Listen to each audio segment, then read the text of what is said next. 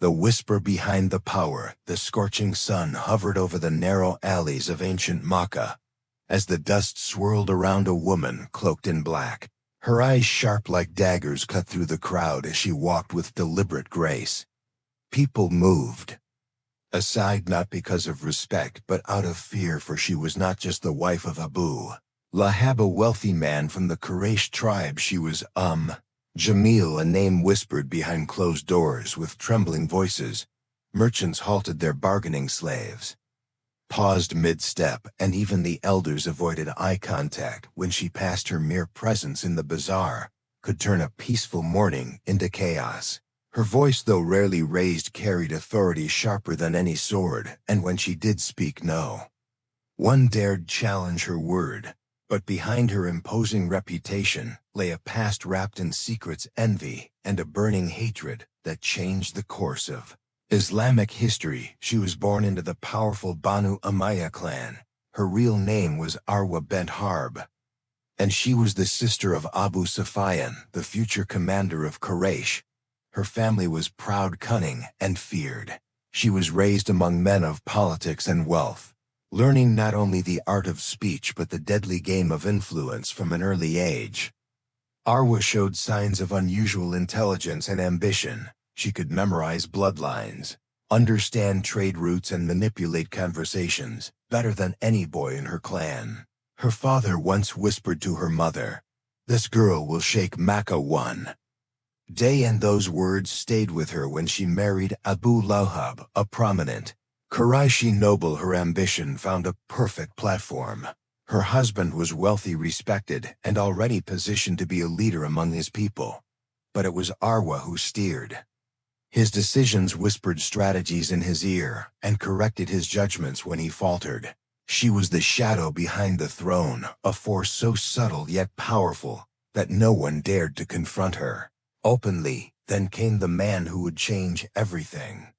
Muhammad, son of Abdullah, her nephew, and the man she loathed more than anyone else in the world. At the first she ignored his quiet worship, his late-night prayers, and his kindness to slaves and orphans. But when he stood on Mount Safa and publicly declared his prophethood, calling people to abandon idols and worship one God, Arwa's world trembled. This was not just a spiritual threat. It was political, personal, and deeply humiliating. Her own tribe was being challenged, her gods were being denied, and her family name was being mocked by someone she once considered beneath her.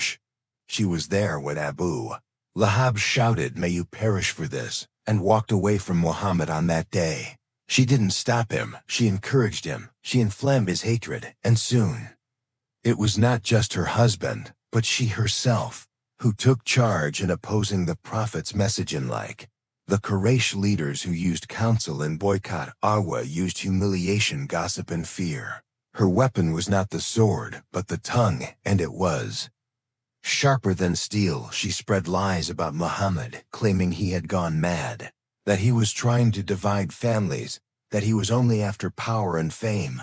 She hired poets to mock him during public gatherings. She paid children to follow him in the streets and shout names at him. But her most poisonous act was what she did in secret. At night she would collect thorny branches and spread them in front of the Prophet's home path where he walked for Fajr prayer. She did it not once, not twice, but again and again, like a ritual, a symbol of her rage, hoping he would bleed, hoping he would curse her, hoping he would stop. He never did. Each morning, he stepped over the thorns without uttering her name, without returning hate for hate. That silence enraged her even more and made her hatred grow like a disease inside her chest.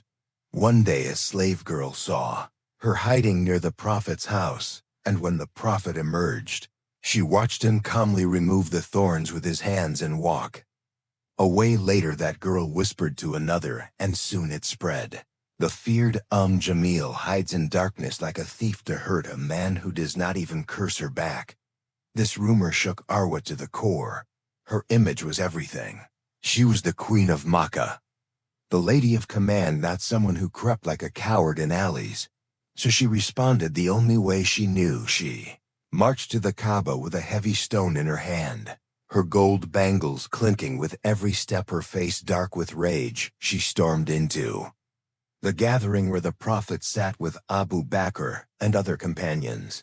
She raised the stone and shouted loudly, "I heard your nephew has insulted me. Let me smash his mouth." But Muhammad was right there, sitting in full view, yet Allah had veiled her sight. She saw Abu Bakr, but not the man she came to attack. She cursed and left in fury. Her power, her pride, her voice all shook the Kaaba that day. But it was not her voice that Allah answered. It was her actions that earned her a place in Revelation. A few days later, a verse was revealed not only about her husband, but about her specifically. Surah Al-Masad, perish the hands of Abu Lahab, and perish he. His wealth and what he earned will not avail him. He will enter a fire of blazing flame, and his wife, the carrier of firewood around her neck, is a rope of twisted fiber. It was the first and only time in the Qur'an that a woman was named in such symbolic destruction. Not by her name, but by her actions. She carried firewood, thorns, enmity, and the rope around her neck was not just of palm fiber, but of pride, ego, and hatred. When she heard the verse, her face turned pale. She realized the Prophet had not insulted her. He had revealed the truth from above, and that truth had burned through her veil of pride like sunlight through mist. But she did not stop. Instead, she doubled her efforts. She met with the Quraysh leaders at night in hidden rooms, calling for blood. She sent gold to mercenaries, asking them to frighten the new Muslims. She offered bribes to break the alliances of Muhammad with weaker tribes. Yet something was changing in Mecca. The slaves were rising. The weak were finding voice. And despite her plots, Islam was growing, and the more it grew, the more Jamil's fear turned to madness. She began to dream of burning trees and rope that pulled her neck in her sleep. Her maidservants whispered about her talking to shadows at night. Her husband grew distant as he too was humiliated again and again by the resilience of the Prophet. One night, as thunder cracked above Makkah, Jamil stood on the rooftop of her home, staring at the Kaaba lit only by the moonlight. She clenched her fists and whispered, "I am the daughter of war, I will never bow." But her voice trembled in that moment. She knew deep within her soul that something greater than her had entered the world, a light that even her thorns could not dim. Flame of faith that burned brighter than her rage, and though she vowed to continue the fight, she could feel it slipping. The fear she had once inspired was now turning into something else. Pity. Woman who was once the most feared was becoming a symbol of everything the new believers had left behind. Hatred, arrogance, and resistance to truth. And this was only the beginning, the woman behind the curse. The days in Makkah grew heavier, not just with heat, but with tension as more hearts turned toward Islam. Jamil sat in her grand chamber, walls adorned with expensive fabric, servants moving silently around her, but her face was twisted not with age but with obsession. Every whisper of someone embracing the new faith felt like a knife to her chest. She could not understand how slaves like Bila, once whipped into silence, now stood with heads high, proclaiming the name of Allah. She could not accept how women who once bowed before idols now found honor beside Muhammad, the man she despised the most. In public she still walked with pride, her gold anklets jingling like warnings, her eyes sharp enough to cut stone. But behind closed doors, her calm cracked. She began keeping scrolls of names. Those who followed him, those who supported him, those who dared defend him. She marked them like enemies on a battlefield. Her maid, named Safiya, once walked into her chamber late at night and found Jamil whispering over a bowl of ink, tracing names in circles and slashing them out with a red line. She looked up and said without blinking, "If they follow him, they fall with him, even if they are of my own blood." This obsession led her to spy on gatherings, listen behind curtains, and bribe travelers who had been near Medina. She wanted to know how many followed him, how many converted, what they spoke of at night around fire. She sent letters to tribes outside Mecca, offering silk and silver to those who could delay or damage Muhammad's message. No matter how many bribes, no matter how many threats, the faith kept spreading, and her own grip began to slip. She watched her husband Abu Lahab become more silent, more withdrawn. He had once been respected among Quraysh. Now even children mocked him for how he opposed the Prophet, yet nothing worked. One evening, while attending a private gathering of Quraysh leaders, a man named Nadra Gwadr Ibn al-Harith whispered to her in frustration, "We have tried mocking him, threatening him, cursing him, but his people grow stronger. What more can we do?" She stared at the burning oil lamp beside her, leaned in, and said with cold fury, "Then we must destroy what they love most, not just the man but his people, his message, his very soul." It was not an empty threat. She began spreading a dangerous rumor in the streets that the Muslims were plotting to poison the Kaaba, that they were enemies of the sacred city, that they sought to tear down the house of Allah and replace it with foreign beliefs. Her lies were crafted with skill enough to cause unrest and doubt among even the most neutral hearts. And yet the Prophet remained calm, always with a soft word, a kind glance, a wise reply. He never raised his voice against her, never cursed her name, even when she did everything to invite his wrath, and that quiet patience made her rage even more unbearable. But the breaking point came when her own cousin, Lubaba, a noble woman of Mecca, embraced Islam openly. Jamil screamed when she heard the news, tore her scarf, and said, "She has brought shame to our name. Blood should mean loyalty. How could she betray us like this?" She stormed into Lubaba's home, demanding she repent. The two women, once close, stood face to face like fire and ice. But Lubaba only replied with tears in her eyes, "The truth has come, and I see what you refuse to see." Jamil raised her hand to strike, but stopped herself, trembling with rage. Instead she turned and left her cousin forever, her heart now fully consumed by hatred. No longer for a man or a message, but for the light that exposed the darkness inside her. She turned toward darker paths. One evening she met secretly with a man from a distant tribe known for sorcery. His hands were stained with powders and ash. His tent smelled of burnt herbs and oil. She asked him in a whisper, "Can you silence a man without touching him?" Gave her a bag of black seeds and strange stones and said, "Bury this where he walks and recite what I give you. But beware, truth cannot be cursed. It only grows stronger in resistance." She returned to Makkah, carrying that bag like it held her victory. Late that night, she went to the Prophet's usual path and buried the items, whispering strange phrases, trembling with a strange energy. She believed this was it. She believed she had finally found a way to win. But days passed and nothing changed. The Prophet walked as he always did, greeted people with warmth, helped the needy, smiled at children.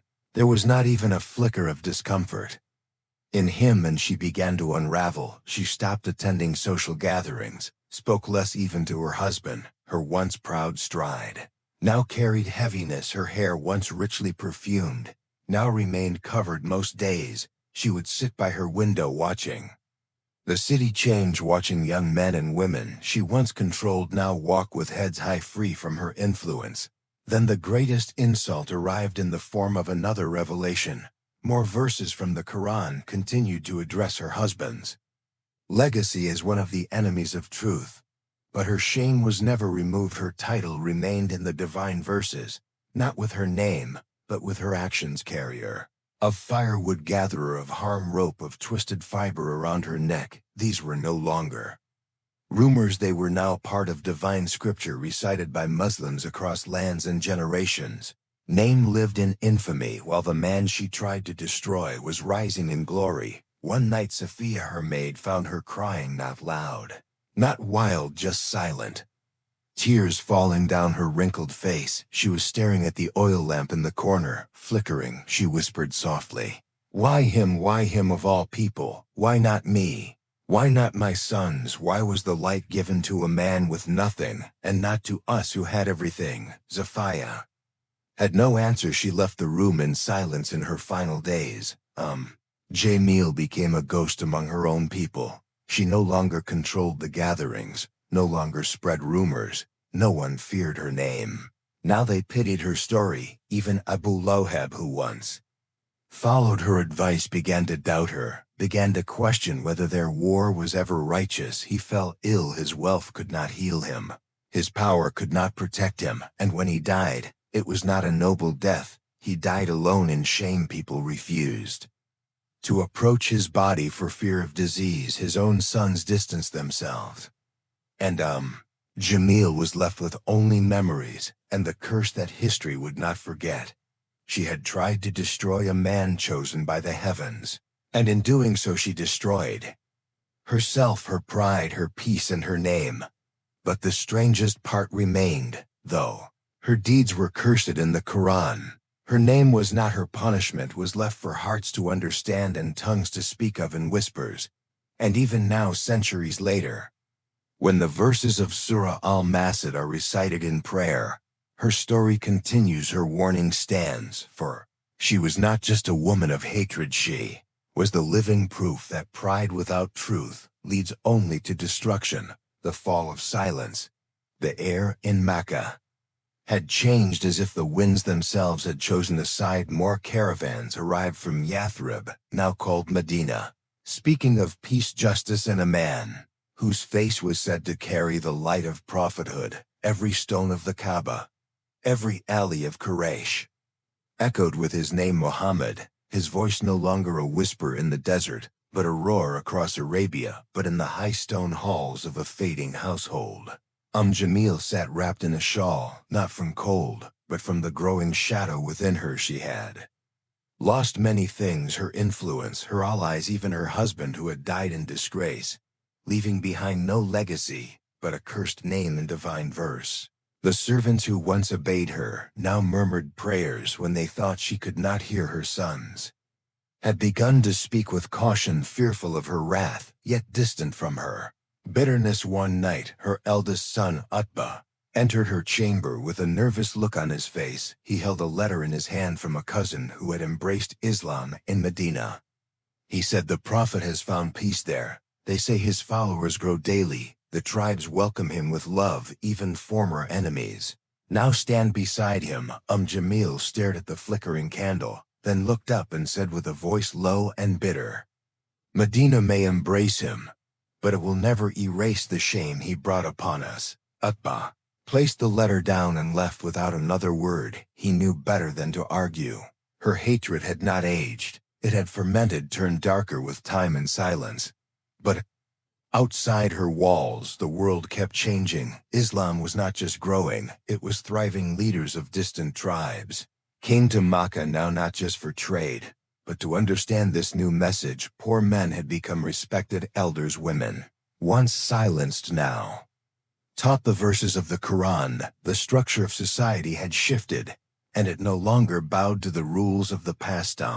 Jamil felt it like a slow erosion. Her name, once spoken with fear, was now mentioned only when reciting Surah Al-Masad, not as a warning of power, but as a caution of arrogance. Her own life had become a lesson. She began avoiding the streets altogether. She no longer visited the market, no longer hosted the women of Quraysh.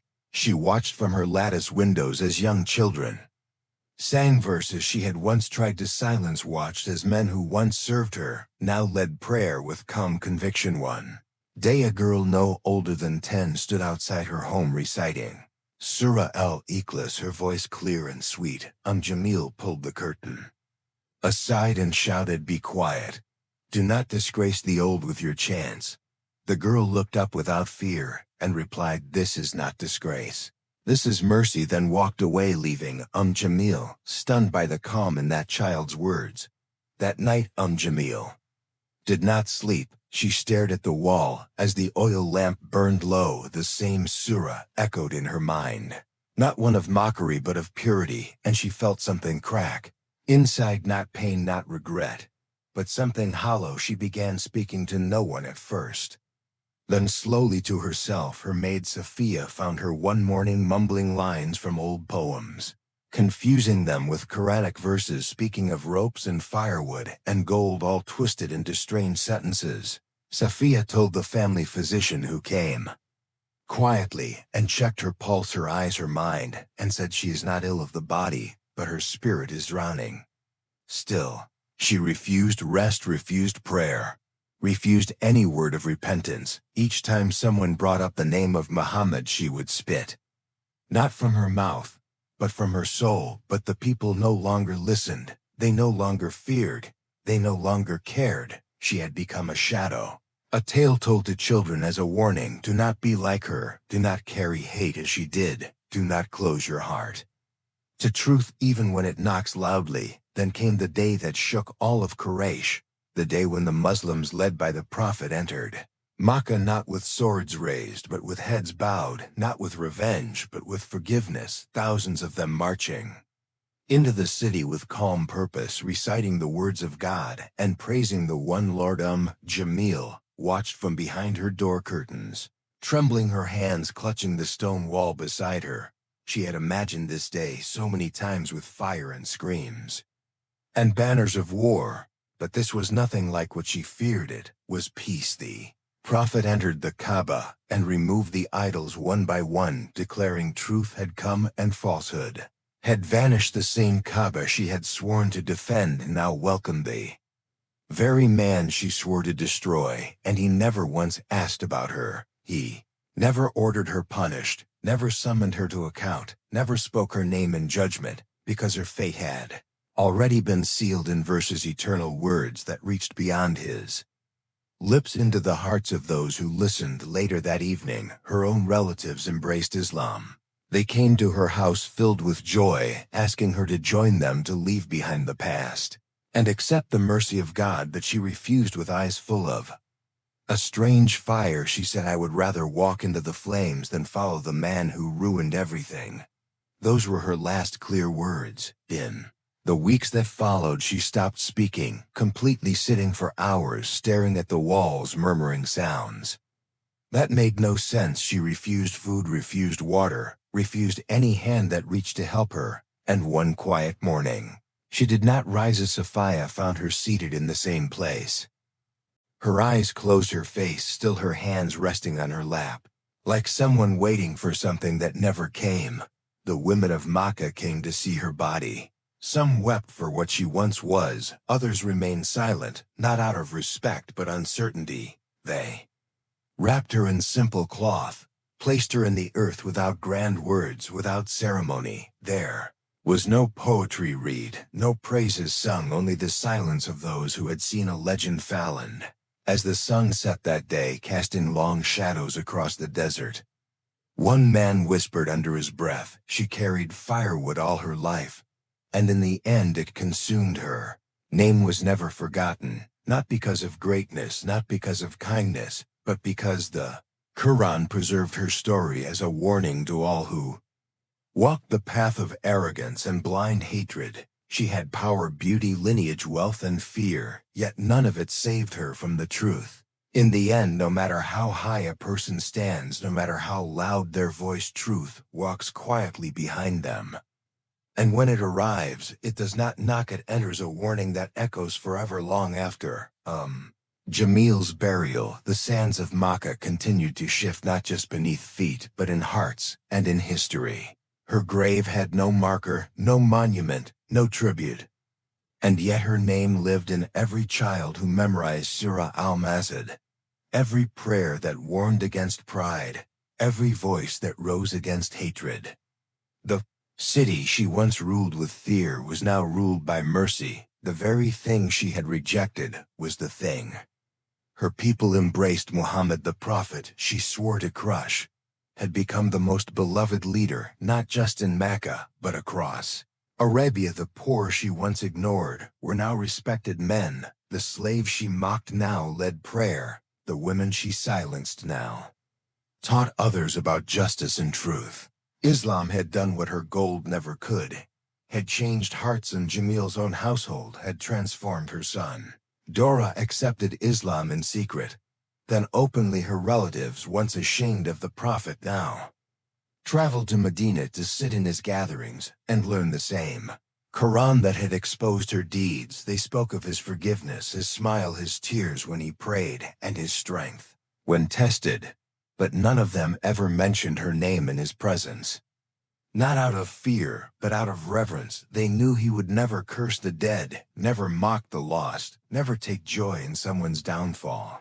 He had once said the dead have reached what they have earned, and that was enough. The Quran had already given her the most lasting judgment, a role in divine scripture, not as a mother, not as a wife, not even by name, but by action. The woman who carried firewood, who harmed the path of truth, who bore a rope of pride around her neck.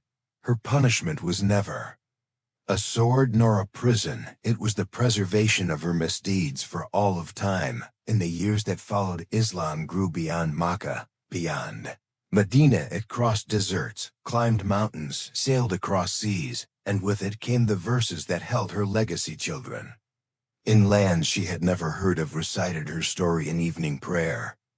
Elders warned the youth, do not carry firewood like she did. Poets crafted words, comparing her to the darkness that could not hide from the light, and scholars debated what her story meant. In deeper meanings of faith and ego, she became a symbol of what happens when truth is resisted, not because it is false, but because it threatens pride. Her life was the reflection of many who walk in arrogance, thinking their power protects them from justice. Her silence in death louder than her voice in life. But what makes her story truly terrifying is that it did not end with her. Throughout history, in every corner of the world, there have been people who followed her path, not in name, but in nature. People who mock truth, insult those who rise for justice, spread lies to protect their own image, who believe position is higher than principle, and fear losing power more than losing peace. And so the verses that captured her spirit were never just about her. They were about everyone who chooses ego over guidance, everyone who blocks the path of light because they are too proud to accept its shine. A scholar from Andalusia once said, if you want to know how Allah warns a soul, look at the verse of the firewood. It does not call her by name, for her actions were louder than her identity. It was never about her being a woman. It was about her being unjust. It was not about her wealth. It was about how she used it. It was not about her voice. It was about what she said with it.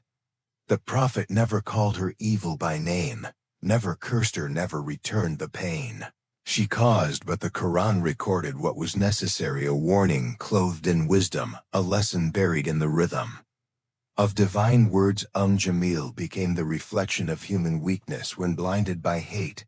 She had everything the world respects: beauty, lineage, status, wealth, influence. But none of it could compete with the light of one man standing on truth. None of it could erase the power of sincerity, mercy, and trust in Allah. The women of Makkah used to tell stories at night, and some would whisper the tale of a woman whose hands bled from planting thorns, whose tongue grew dry from speaking poison, who sat in her palace while her soul starved. And then they would say, may we never be like her. May we never burn in this life before the next. Her story lived on, not to shame her, but to awaken others. In the mosque of the Prophet, a group of young girls once asked Aisha, the wife of the Prophet, about the woman mentioned in the cursed verse. They said, why did Allah reveal such words about her? And Aisha replied, she was not cursed by the Prophet. She was cursed by her own deeds. Allah only exposed what she had already chosen. That was the truth. She chose her path, and she walked it with pride. But the truth does not bend for pride. It does not bow before gold or bloodline. It flows like a river around every stone, and those who try to stop it only drown. And so she remained a story, whispered a verse, recited a lesson, repeated in every generation.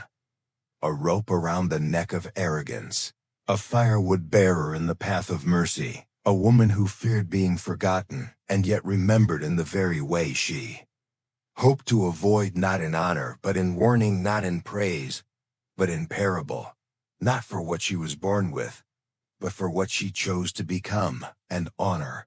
Perhaps that is the final lesson her story teaches, not just to those of her time, but to all who read about Her now in the end, the only thing that matters is what we build with our hands, what we carry in our hearts, and what we leave behind in our deeds. Because wealth fades and status breaks, but what we do for or against the truth becomes our echo long after we are gone. Jamil did not fall because she was born flawed. She fell because she refused to rise when the truth came near, and that refusal became her legacy. May we choose better the end.